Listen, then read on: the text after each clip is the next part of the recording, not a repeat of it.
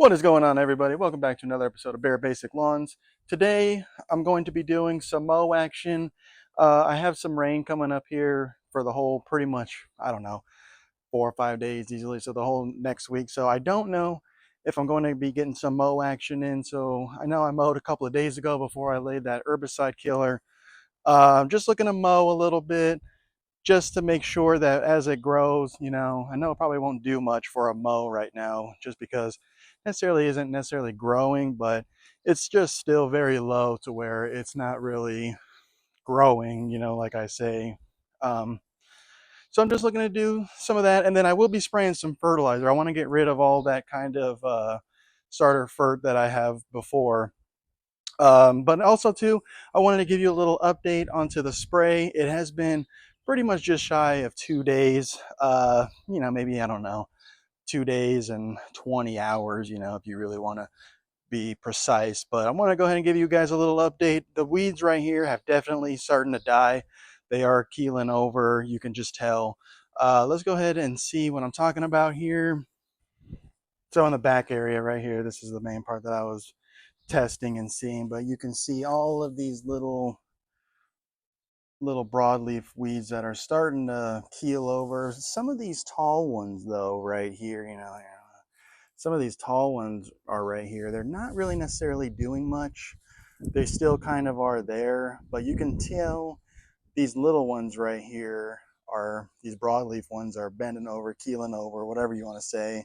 And even too, like right here on this one, you can see that it's starting to turn yellow, which is a great sign. That means it's doing its product. I will be getting some insect killer. I've been noticing some ant mounds. These pesky little ant mounds have been popping up everywhere. And in that last video, I did a 3 kind of phase test, whatever you want to call it, to where I followed the label. It did say in the label to mow 2 days before and not 2 days after. So that's why I'm mowing today, because today is Saturday and the rain is calling for tomorrow. So I don't think, depending on if it's in the middle of the night or whatever, I want to make sure I just get some mow action done just to make sure that I prep for the upcoming 3 or 4 days, however long it's supposed to be raining for. And then the second one I did is I did not mow, but I watered just 2 of these fence posts here, or fence panels. So here, as you can see, so this was a nice good patch here. You can kind of see the inlets right there in the middle. It is starting to turn semi-yellow, so it looks like it is starting to kill it off. Let's go ahead and go see some other ones of the flags that I still have. I will be keeping the flags in there, just to make sure, and over time, just to see how the results are coming. I will tell my neighbor here, hey, you want to make sure to probably mow coming up here in the next day or so, just because there's going to be so much rain. But here's another patch. So this is the patch that I made sure to flag. It's got a bunch of everything. You can tell some of them are starting to die, some of this, whatever this is. And I want to say that this part, the leafy kind of weed there, that may be crabgrass, and then this here might be goosegrass, Dallas grass. I'm not really too sure. I have a general idea of what it is. This was another good one here. You can absolutely see the yellow in there. Before it was just solid green. So the product is for sure working on this. So hopefully this will clean that up within the next week or so.